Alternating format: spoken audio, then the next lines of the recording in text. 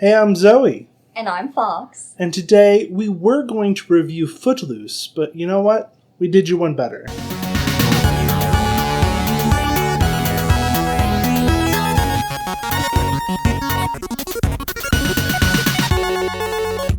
Yes, Footloose, the classic 1984 I think so. movie with the wonderful Kevin Bacon, possibly the only movie I've seen him in. But yes, Footloose, a movie about a town that just completely bans dancing and music. Before we get really into this, I do want to say really quick, I'm going to try to do my best to get rid of it, but we do have the AC running because the world is on fire. So I don't say shit. We're not going without the AC right now.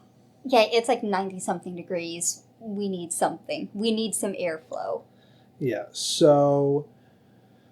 Yeah, Footloose, the town that... Well, it's not the name of the town, but about a town that banned any sort of dancing, it banned specific books, it banned tapes, it banned... Not general, but like specific tapes. You know, anything that could be sinful or rebellious or whatever the fuck. Make those young children want to groove. It's ultimately about a evangelical Christian pastor who is a piece of shit, who the movie doesn't want to admit that he's a piece of shit, and about a girl who really wants to kill herself, and about a gay guy. He's just a gay guy, but the movie doesn't want to admit that either. Yeah. I mean, absolutely. He is... Kevin Bacon's character is very homoerotic. And of course, it was the 80s. Everyone was a coward. Right. So, it's a straight movie. It's... Oh boy. It's a classic, and I will say, I do like it. I do enjoy it. It has issues. It has issues. We'll get to those issues. But kind of like a beat-by-beat thing. Kevin Bacon's character Ren shows up in town. This like small town somewhere in the Midwest or South. Is it ever stated? I mean, I don't know if it's stated, but I want to say it's like Utah. Something like that. And think of a place that you would expect in the 80s, a town to just say no dancing is allowed. It's that place. Yeah. And it's a small town. It's, very insular, very Christian. Ren comes from Chicago, so he is not used to that, and he kind of bucks against it, and he sees that a lot of people are very unhappy with this kind of like ruling of there's no dancing and all this other stuff. And so he pushes, he gets into a bunch of fights, and he gets a brick thrown. Well, the brick is after he starts pushing for a dance, but he gets into like a lot of fights. He gets into a tractor race. Not race. It's like playing Tractor Chicken. And he wins accidentally. Because he gets his shoelace caught in the pedal. In the pedal. And he brings his friends to a bar one state over to get them drunk and show them dancing. He gets kicked off the gymnastics team. He gets... his mom loses her job. Yeah, once he starts like pushing like, hey, we should have a senior dance, the town already didn't like him a lot, but then it turned into, oh no, you are Satan, kid. So yeah, they were punishing him at first because he's a weird outsider, and now he's like, oh, I want to do a dance because a lot of people... Like, there's a lot of the younger generation want this, but they're very unhappy because it's, kind of being taken away from them. So I want to push for this, and it's important to me. And then he gets like a brick thrown through his window. Well, specifically, the brick is thrown by the love interest, Ariel's ex-boyfriend. Right. Because, you've stolen my girl. I don't care about the dance. I just want to kill you now. I guess that's true. I didn't really make that connection while watching. It just kind of seemed like a random person did it because of the shit he's stirring. I'm almost positive that we saw Chuck throw it. I don't remember seeing it. He may have. I don't know. But again, I do have trouble telling all of these actors apart. A lot of them do just look like standard white guys. From what I remember of that scene is that we didn't see who threw it. Because it happens, it gets thrown into a room that nobody's in. Well, no, it gets thrown into the room where the little girls... Well, yeah, but where the camera's not in. So we don't see the brick go through the window, and we don't see who throws it. And then we just kind of see the aftermath. I can't say for sure, but I don't know. I feel like it was Chuck specifically. Let me look it up. Okay. But I don't recognize who that is. You can't really see his face. I don't even necessarily recognize the truck. It doesn't look like Chuck's truck. I can't tell people's faces apart. Do you think I can tell a truck apart? But I don't think that would have been Chuck, because if it was Chuck, they would have shown it. You know what I mean? Maybe. I don't know. It would have been more of a sticking point. It would have been more of a sticking point. Okay. I just assumed I just playfully slapped their thigh. I did not slap them. I like how you have to clarify that. I did not beat them up.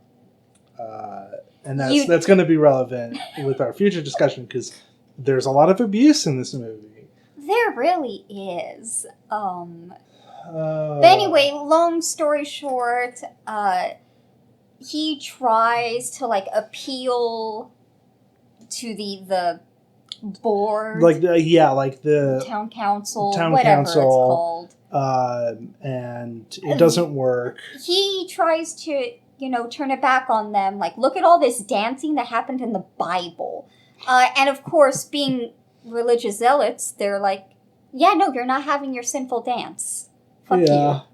So it doesn't work, and then they tried to do it anyways. Ren talks to the evangelical pastor directly.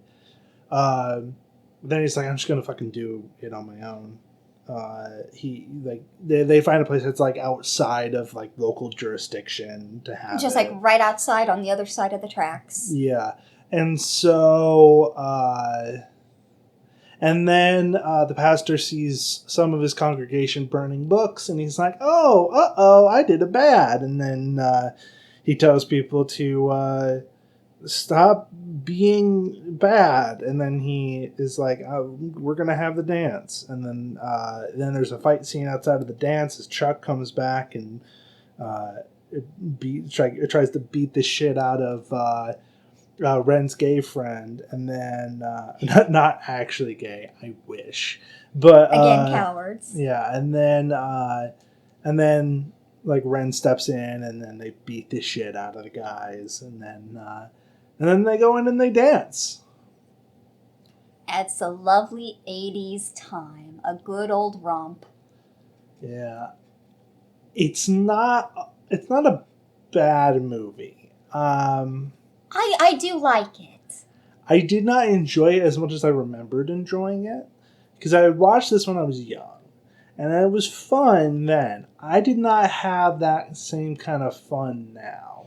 Yeah, I watched it as a teenager last time I watched it, and it was definitely a different experience.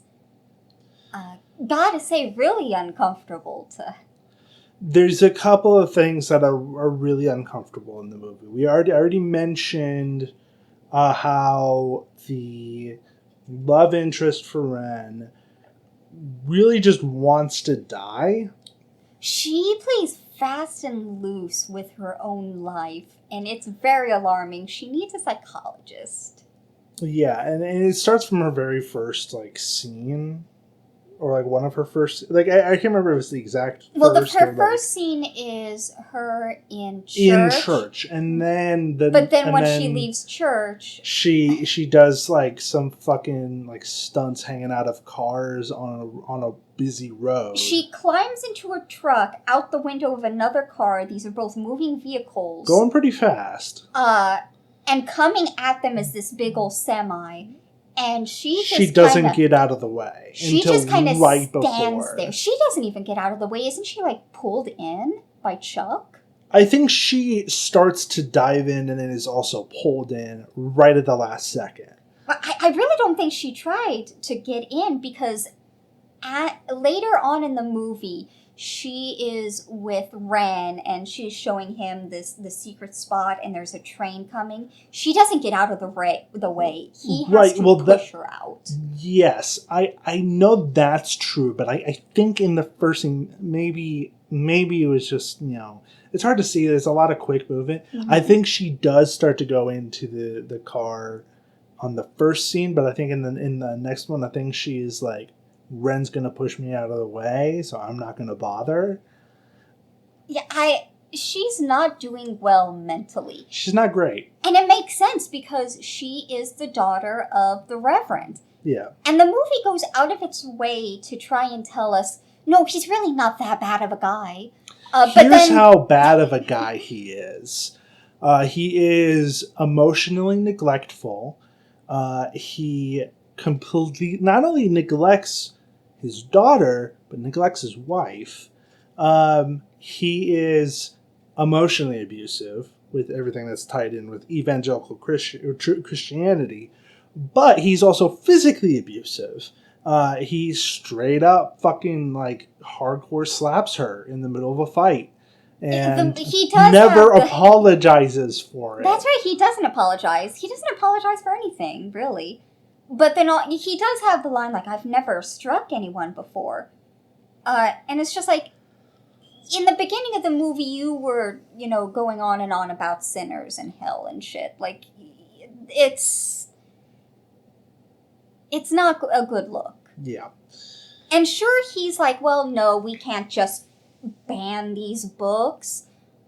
But then he's also talking shit on all these books about how they're evil and sinful to his congregation.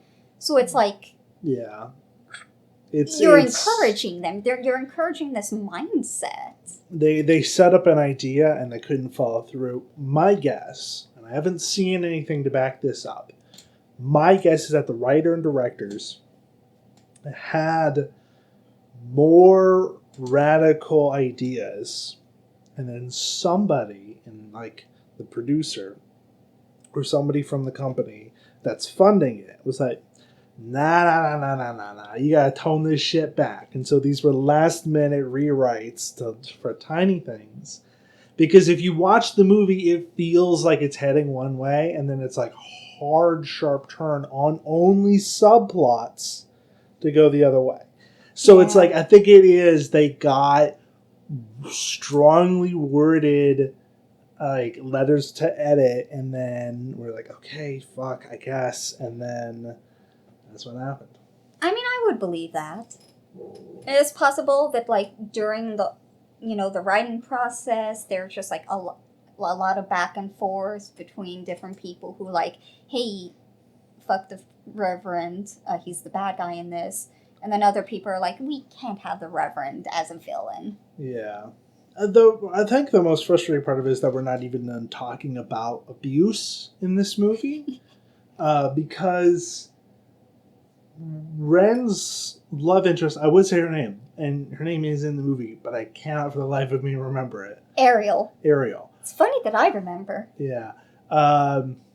Ariel's ex-boyfriend, there's a whole scene that's like 4 minutes long, something like that. It's an uncomfortable amount of time. Where Ariel's ex-boyfriend, Chuck, beats the ever-loving shit out of her. It is uncomfortable. Blood and everything. You know what? She grabbed like a bat or something and just started beating his truck. Right. So the events are important here. You know what I mean? Mm-hmm. Like in what order things happen is important. So what happened first was that Ariel broke up with him. Then Chuck started screaming at her. Then Ariel wanted to go away. Chuck grabbed her and then slapped her. Then, in retaliation, Ariel grabbed, I think, either a bat or like some sturdy piece of something and fucking went to town on his car. And then Chuck beat the ever-loving shit out of her. So ultimately, Chuck was the like main aggressor. Yes, absolutely. And it's real rough. Like, it is a rough scene to watch. And what was even more rough was the immediate cut to the next scene of her being lovey-dovey with Ren. Yeah, and that it's didn't not happen. good. I mean, you can. This is gonna sound bad. You can leave in the abuse. Okay, yes, this does happen in these situations. You don't immediately need an awkward fucking love scene between two people who have no chemistry. And she's hiding the bruises already forming with makeup on the hood of his car. Yeah. It's immediately after, both in terms of like the movie's time and in the world's time. Like it's so uncomfortable.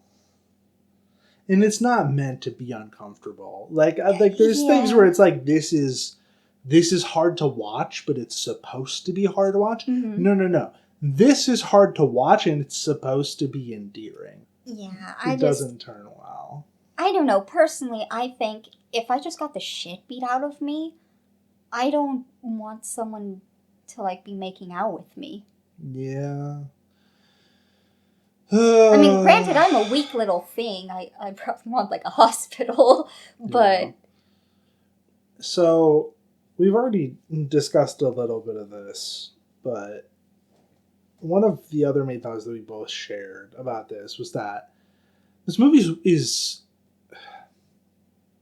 The movie is almost queer.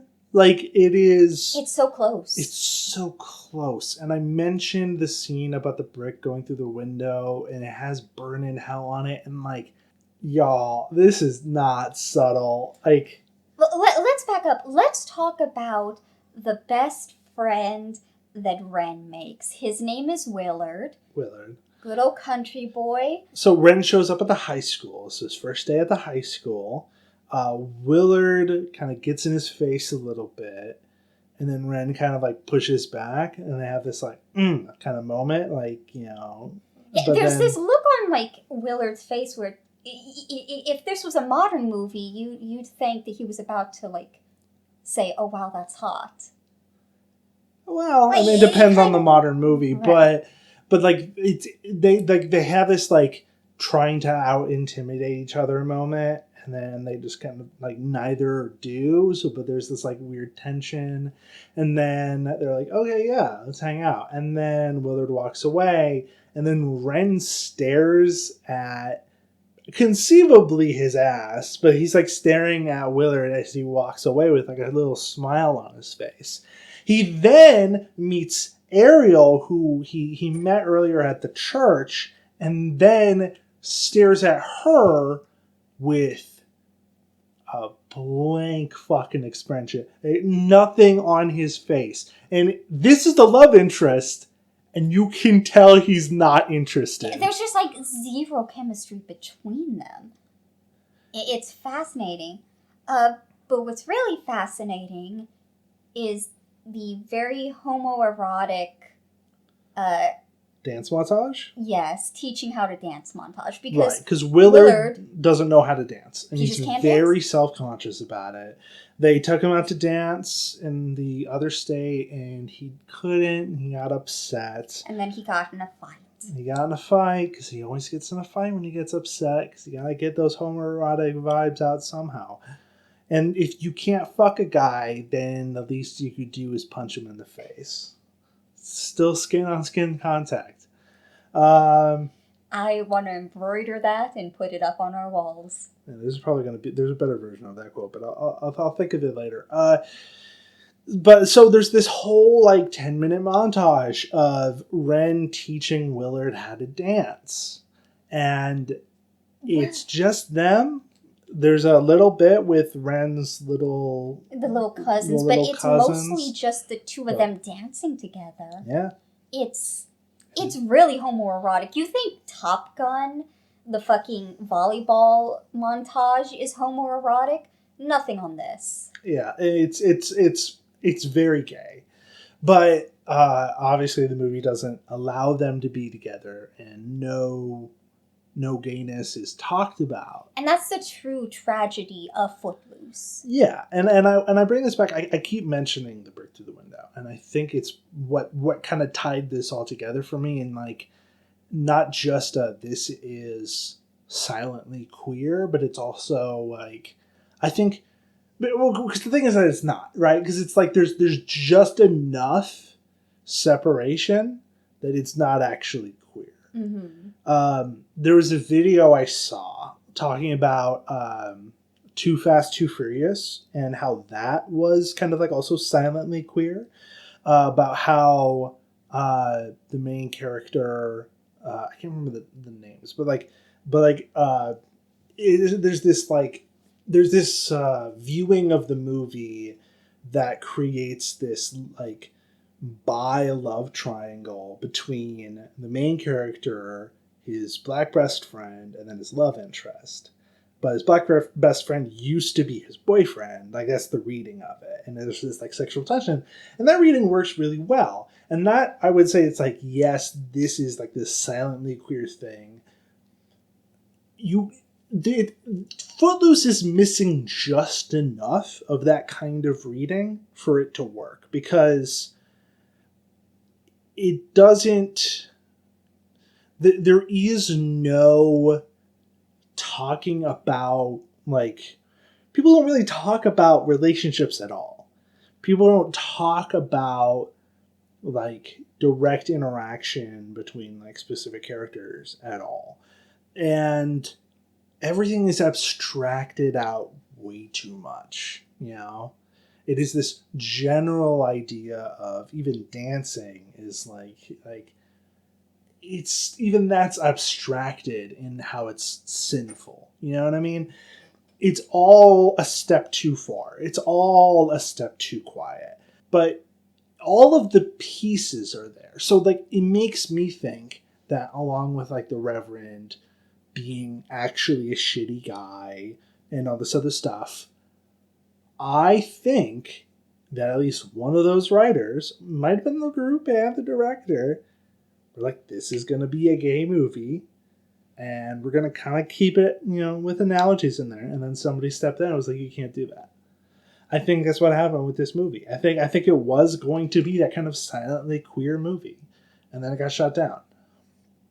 Yeah, no, I can absolutely see that. There's just so many little moments between the two. Like, you really see them grow close. And, again, the montage, it's just super gay. The song they use, do you remember what song it was? Let's hear it for the boys! Yes. Let's give the boys a hand. Beautiful. Yeah, I mean... I'm gonna hate listening to that. Mac. Of course, just as a rule, most 80s music does sound naturally queer. Yeah. That was just the 80s. Those are the vibes they were working in. You know, 80s, late 70s, you know, especially in things like rock. But especially in genres such as rock or disco. Right. It just had those queer vibes. Probably because especially disco was founded on, you know, queer communities and black communities. Yeah, for sure. There's... Footloose is the kind of movie that, like, irks me to the ends of the world and back. Because it's so close to being something actually interesting and entertaining, and then there's like 3 scenes that just get under my skin. And I just, oh my God. Yeah, I can definitely understand that. You know what I didn't like? So all throughout the movie, the uncle that Ran and his mother move in with, he's a piece of shit. Oh, he's horrible. He is like, because he grew up in this town. Mm-hmm.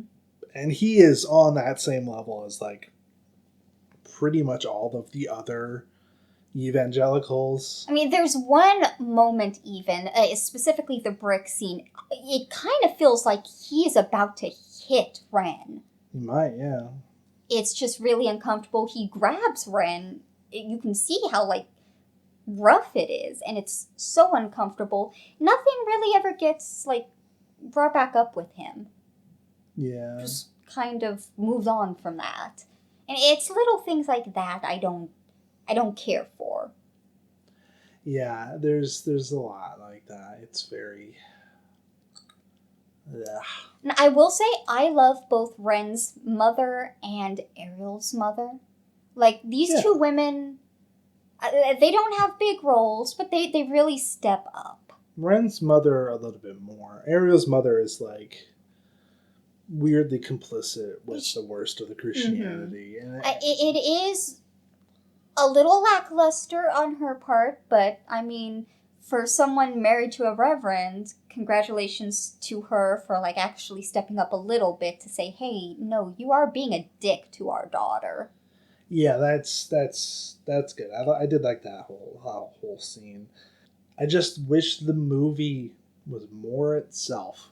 It's really my main thinking. Like, yeah, it backed out at the last moment, and it is a shame. It's a huge shame. It really is a shame, and I mean that's why remakes exist. Yeah.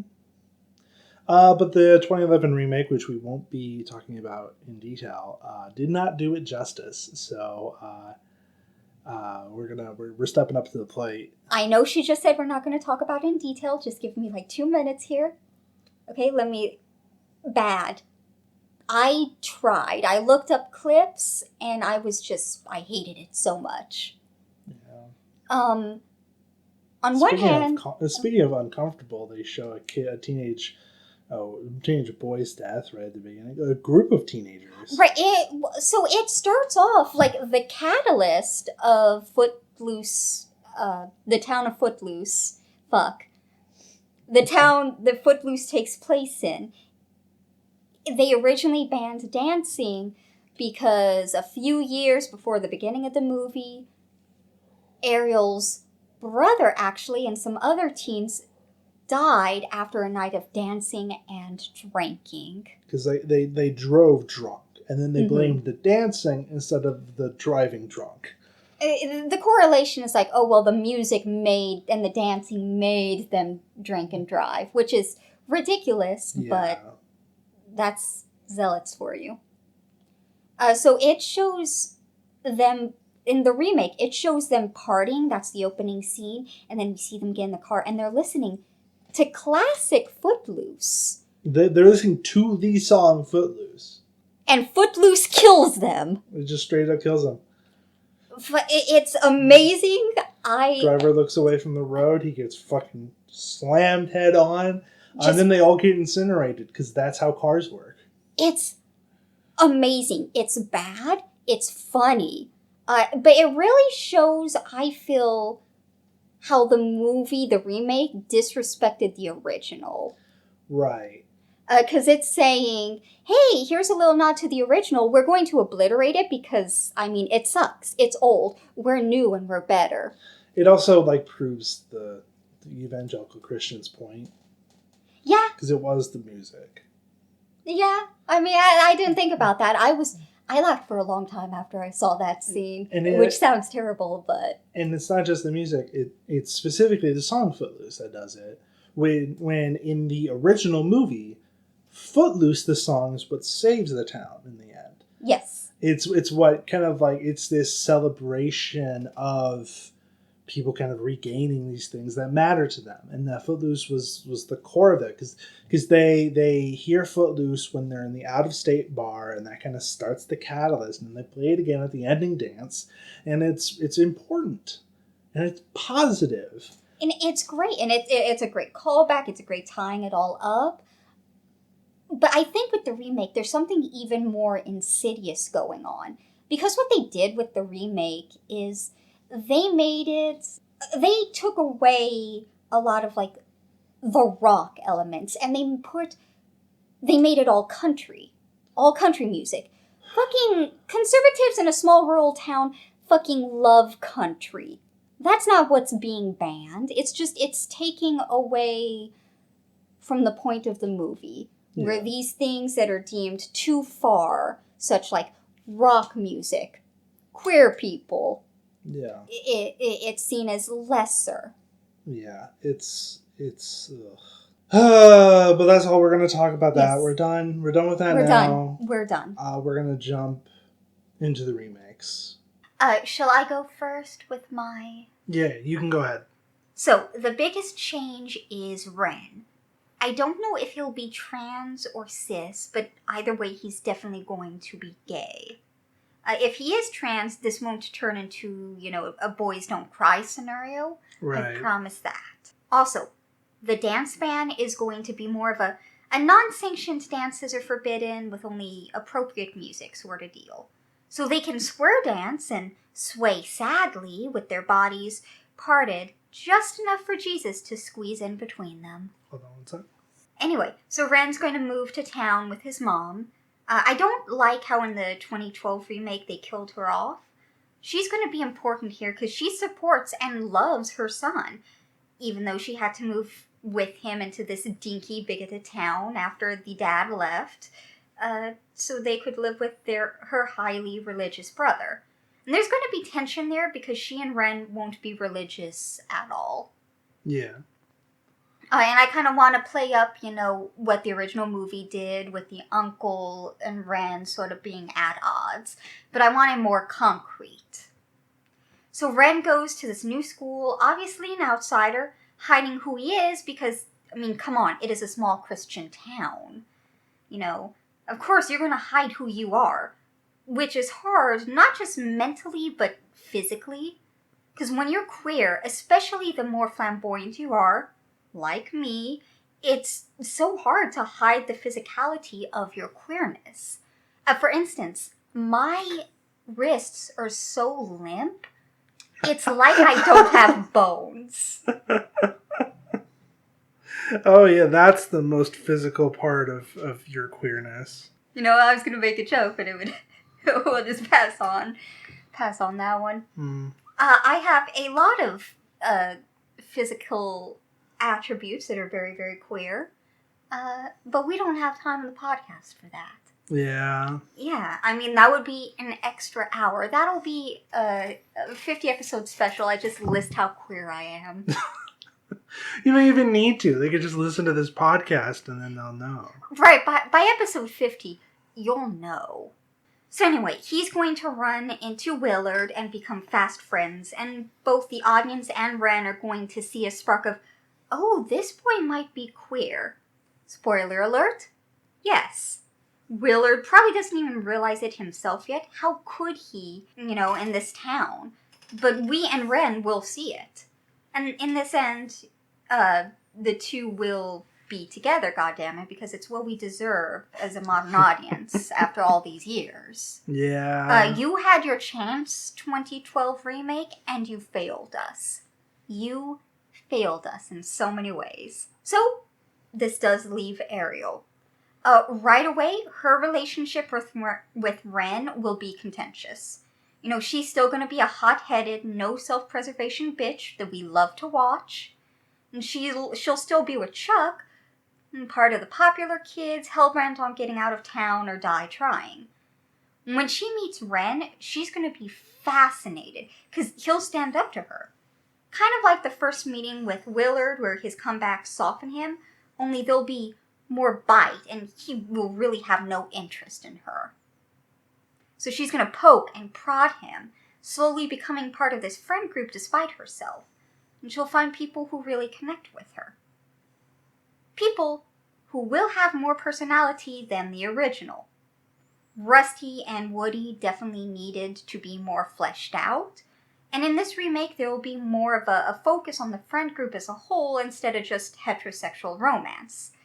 We'll really see the characters shine. Another little change, fuck Reverend Shaw. He's not going to have some moment of redemption. He's going to sink further into his bigotry and righteous fear. Fervor? So anyway, he's going to be a piece of shit. And he brought this down on the town in its youth, and he will only double down on it all. And then there's Ariel's mom. I want to make her role a little more fluffed up too. Show her supporting Ariel as best she can, maybe making excuses for her when she snuck out, or distracting Shaw so he won't notice her sneaking back in. She loves her daughter, but they're both trapped. And I actually want the moms to meet. Ren's mom and Ariel's should connect, give each other strength. His can show her that there are other paths she can take. She doesn't have to stick to her husband's path. Plot-wise, there'll be a lot of the same beats, but with important changes. A game of extreme chicken with Chuck that sets off Ariel pulling away from him, then the bar scene. So I'm thinking Ren, Willard, Rusty, Woody, and Ariel all head out of town to this bar. Everyone's having a good time. Rusty and Ariel are dancing together, and maybe it's a little friendly if you catch my drift. My drift is gay. They're going to be gay together. I mean, who didn't see that coming? Me putting the women together as it rightfully should be? I'd be a clown otherwise. I'm a clown regardless. Yeah. So Ren, he's going to notice, hey, Willard isn't dancing. So he goes over. There's a sweet moment where Willard admits he can't dance. So Ren, says, hey, it's okay. Let me teach you. Which is queer speak for, let me hop on up on that. Let me make a move. This is a white rural bar, however, so eventually some drunk guy is going to toss out an insult, and Willard's going to get in a fight. Afterwards, instead of his head resting in Rusty's lap, it'll be in Ren's. Very cute. And meanwhile, Rusty and Ariel will be standing awkwardly. Which is how you can tell the girls are into each other. Yeah. It's like when you're crushing on someone and you get swept up in a heated moment, but then reality crashes back in, so you're in that strange limbo. That's what's happening to them. It'll be a touching moment where the real backstory of the town's band and dances get explained, and a moment where they bond in their queerness and feeling like outsiders. It brings them all closer, and both Willard and Ariel are having epiphanies about themselves. After that, Ren is determined to get a dance sanctioned by the town council. This time when he's up at that podium, he won't appeal using the Bible, because religious fanatics like that don't actually care what it says. He's gonna be like, separation of church and state, bitches. They vote against it, of course. But this won't dampen Ren's resolve. He decides, fuck it, we'll have our own secret dance. And they go around to other students they can trust, word gets around, and they even find a good place for it when Ren's boss casually mentions an abandoned building just out of town jurisdiction. If you ever need a space like that. Very classic in queer stories. Yeah, So Ariel is going to have an altercation with Chuck. Instead of furthering her, the het romance, afterwards, she's going to go to this tucked away spot the friends have all been meeting at. She's maybe hoping to find Ren who can help her apply makeup without telling the others so they won't worry. Because, she's not used to the friend thing where, you're open. Yeah. She doesn't know how to do that. It's no. My heart is on my sleeve. Please help me put it back in my chest. But instead of Ren, Rusty's there. It's very sweet and sapphic, and she frets over Ariel. I think that they will kiss, but Rusty's going to be like, that was really nice and I do like you, but after what just happened, let's take it a little slow. But please feel free to kiss me again later. So things start coming to a head after this. A brick is thrown through Ren's window, and there's no doubt it's a hate crime. His uncle flips and blames Ren, but the mom steps in. She refuses to let him treat her son terribly. Show her really backing up and supporting him. Maybe have Ren tell her about the secret dance and she's like, I'll help you with this, kid. I love you.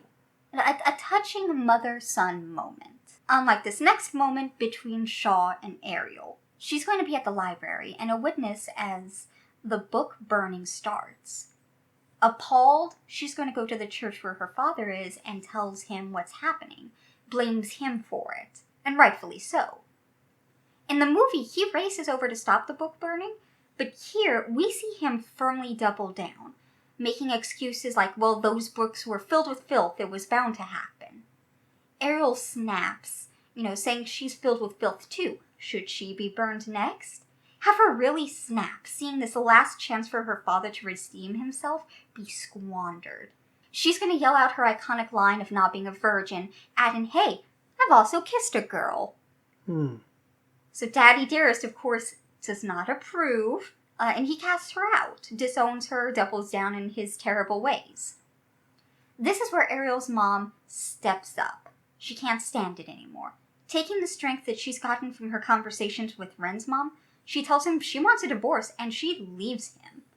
Her and Ariel both leave him alone, and that pulpit with his sermons of fire and brimstone and sin.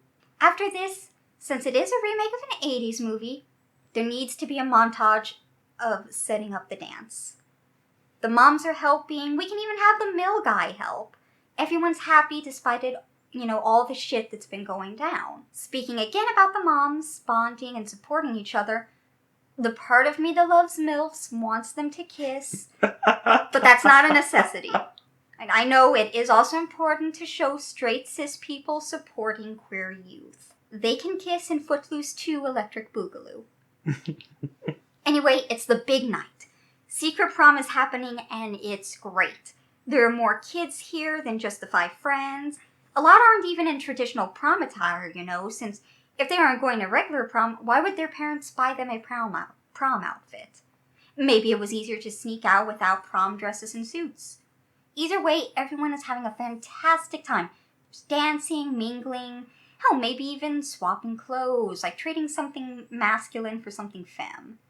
Maybe some guys get to, paint their fingers, probably for the first times in their lives, or be put in makeup. Everyone's having a ball. Except outside, there are some party crashers. Chuck comes to start shit and there's a brawl, like in the original, but this time I want everyone to participate. Show them all, not just Ren, protecting what they have. Willard and Ariel especially get down and dirty while kicking ass. Because let's be real, these two are the most likely to start shit and finish shit. Absolutely. They have no cool. When they've won, there is this moment of silence as the adrenaline wears off. We can hear the muffled party music in the back, and we get the sense of these kids realizing that, they've created this momentary safe spot, but it's not really safe. They'll still be going back to a town that doesn't understand or care about who they really are. It's not hopeless, though. Someone, probably Ren, reassures everyone, points out that they're not alone, they have each other, and they have tonight, and it won't be their last night. So they all go and join the party with a sick fucking dance scene to the iconic Footloose, only it's a modern cover that's not a country version because fuck that. And it's queer and it's beautiful. It's certainly an interesting choice to keep that final dance scene in, despite how jarring it was in the original. But there's respect involved in that. I think it's important that it's jarring because, like I said, there's that moment of silence where they're just like, dear God, these guys came all the way over here to hate crime us. But then you gotta keep moving. You gotta stay positive. You just gotta dance it out. That's the queer way. Am I wrong? Am I wrong? Not for this movie. I'll give you that. Thank you. So it's a good remake. Mm-hmm. I like the ideas. I think there's a lot of promise there. I do respect the direction quite a bit. Going into my remake, I decided to go a lot simpler because we had this. I don't know who had the idea first between the two of us, or the thought first rather of like of how gay the base movie is. But like, it was just constantly on my mind while we watched this movie. It is no right because you watched it first, so you would have had that thought. But I watched it. Like I just kept thinking, this is not even subtle, and I just couldn't get out of my head. So I was like, okay, I need to do something with this. And I had the realization when we were thinking about our remix, I was like, the concept of dancing is already kind of fruity. Yeah. It sounds like a stealth word for fucking, like for coming for having queer sex. And it sounds like it was that and so I was like, okay, let's run with that. And that's the core of it, where dancing is what dancing was the thing that the queer kids in the community used.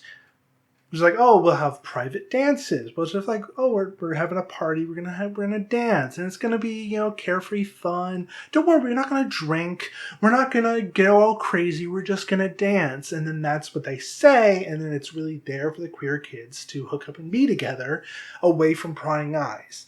And it was like this original way of like trying to dissuade parents from like from this stuff by saying like, oh, we'll be safer because we're not doing this extraneous stuff. We're just dancing. And then they got found out. The pastor found out about his gay son, and in the original movie he's dead. In my version, he is dead to the pastor. He ran him out of town and disowned him after he found out, and realized that dancing was this like stealth word for for this thing he saw as like this horrible sin. So he fully cracked down on it. He revealed this information to all of the other conservative parents, and they cracked down and they restricted dancing. And it basically was the confirmation to the queer community of the town that this place is fucked and you do not have a home here. There is nothing you can do that they won't find out about and eventually punish you for. And that really just turns this place into a hellhole quick. Like, it just ruins everything. Because even if they could think of a new thing, it wouldn't matter, so they don't bother. They just hide. And Ren shows up. Young, queer guy from Chicago. He just shows up in town. He doesn't know anything about the history. He doesn't really care. This is the 80s, so he's not brazen. He still has to hide, but he's following the general protocol, you see. Which was true in this place before, and he doesn't know about the dancing specifically, but he's feeling around, and he's all this other stuff. He connects with Willard, and then he notices that like this place is a lot more stuck up than anywhere else. And then he figures out what happened, and he gets like a surface level understanding of it. And then he like eventually hearing about the pastor's son getting disowned in this like huge crackdown, and he's like, we're at a bit of a tipping point here. If we don't stand up for ourselves in our own private spaces, we will have nothing. And he doesn't take this situation lying down. And he has enough of a will in that moment, and from being outside of this kind of like even more oppressive area, to rally others and push for these spaces And at that point in the movie, the queerness does get a lot more explicit. Like, it becomes like, yes, dancing is connected to queerness, and we don't want to hide that anymore. You found out, but we don't care. And it's just going to keep pushing and pushing. And you have a lot of these same events. You have Ren getting, like, punished over and over for other things. He gets kicked out of the dance competition. He gets, he gets, like, detention over and over for no reason. He gets continually punished over and over, and then eventually a brick goes through his window, which is the most, like, that is queer culture in the 80s. Like, yeah. That's just how that like, there's no way that it can't. So, like, but he just keeps pushing and keeps pushing, and he's rallying other people in the gay community. He's grouping them together, and he's focusing on positive experiences with them. He's trying to rebuild their happiness. And he's using dance to do that, because that's where their happiness used to live. He starts with Willard, this cute boy that he's got a crush on now. And he teaches him how to dance, and it's a bit of a taboo thing, but teaches more and more, and they get more comfortable. And that brings in Rusty and what's her name? Ariel.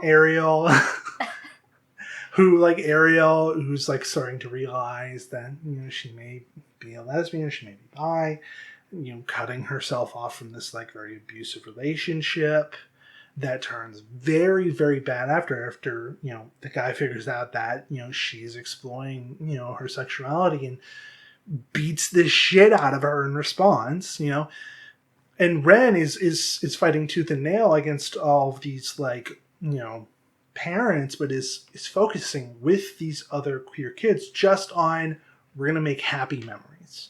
We're going to use dancing to do that. And everything else about the movie can stay the same. Everything else can stay absolutely the same. But dancing starts off as a stealth word for queer, and then becomes a synonym for queer to everybody. And the ending, let's be optimistic. Because why the fuck not? Yeah. Why not give the pastor a change of heart now that it's his, like, that he's, like, his wife also kind of, like, pushes against him? I don't know. We could go with the pastor being a piece of shit, and we probably should. But, like, he's the one with a lot of power, and if he doesn't change his mind, nothing's really going to happen. In my scenario, at least. I mean, it is nice, to have stories where the extreme bigot realizes, well, shit, maybe I am the villain in this story. Yeah. And, I mean, like, he definitely, like, gets fucked up, and I think he would have to, like, get to the point where he almost loses everything. He drove away his son, daughter runs away, wife leaves him. At that point, when he's at his lowest, he realizes that he brought himself to that point, and he has to change in order to get what he wants back. And being humbled in that way allows him to start the path towards a sort of redemption. And he's not going to be redeemed by the end of the story. Mm-hmm. He's not going to suddenly be a good guy, but he's going to have a reason to do a good thing. And I think that's enough. Yeah. I think in a story like this, that's enough. I am so tired of movies about queerness where it is, and no offense to you, because I know this is where you ended up, and I totally get it, but I'm so tired of stories about queerness where you just have, where the ultimate lesson is you just have to accept the bullshit. I am so tired of it. I don't want to. I don't think anybody wants to. And the people in this movie are going to fight, and they're going to fight hard, and they're going to put the people who are putting them down through horrible shit until they get what they need. And that is going to be the core of this movie. And it's already fucking there. All of this is all there. I haven't really changed anything. That's the weird fucking thing about this movie. You just made it more explicit. It's literally just like, yes, this is what this means. And everything about this changes. And you get this different perspective, and you get this different lesson. And I think it would make it a truly tremendous movie. I really, really do. That's my remake. I do like it a lot. I do like dancing as the euphemism. Something that your remake, your ideas here reminded me. In my remake, I completely forgot to mention that, of course, Willard and Ren will be getting together. They're going to have the dancing, the learning to dance montage, and it's going to be... Oh, yeah, that montage is going to stay the same in both of ours. Absolutely. The only difference is at the end, they kiss. Yeah, absolutely. Like we deserve. Let's hear it for the boys. The soundtrack. And I know it was the 80s, but that soundtrack was especially gay. Let's get Kevin Bacon on the show. I need to call up Kevin Bacon's fucking agent and be like, hey, was this part of it? I have to know. It's so close. I have to fucking know. Kevin Bacon, if you're out there, please. Just someone on the original team, probably a lot of someone's, had to know what they were doing, and were making a queer story, but hiding it behind this veil of heterosexuality. Yeah, absolutely. I mean, there's no other explanation. And it's something that, straight cis people would not really be able to see it. And no, fully, straight cis experience would be able to capture all the nuances like this movie has. There's somebody involved who is queer. I don't know who it is, but there's somebody. Because it is the fine details. The finest of details. We gotta find out sometime. We have to interview somebody at some point. I will lose my mind if we don't. I will be on my deathbed, and that'll be one of my major regrets. We'll put it on the podcast wish list of things to cover. Yeah. We'll start looking up Kevin Bacon. I've already looked up if Kevin Bacon's gay. No, I meant look him up to call him up. Oh, yeah, that makes more sense. Anyway, Kevin Bacon, if you want to do a remake and you want to make it actually queer and just kind of knock that out, you wouldn't play Ren. You're a little too old at this point. You probably, I don't know, you play one of the good parents. Ren, you could, oh my god. Mr. Bacon, you could play... Dr. Bacon. Is he? No. Oh, I don't know I was things. just joking. Kev, you could be the mill guy, the boss. That would be a fun little throwback. Yes, absolutely. The little, the queer, unmarried mill boss who's I know where you guys can go to be queer and secret. Yeah. So, if you want to do that, we can write for you. We've already got these great ideas. And we can get a new generation going in. I feel like it would work really well. I think the timing's perfect for it. It really is. And Kev, let's be real. Get in contact with us for any project. Because you seem like a fun guy, Kev. Yeah. And I guess that's what I've settled on calling you. Yeah. Yeah. Yeah. All right. So that's where we're at for the podcast.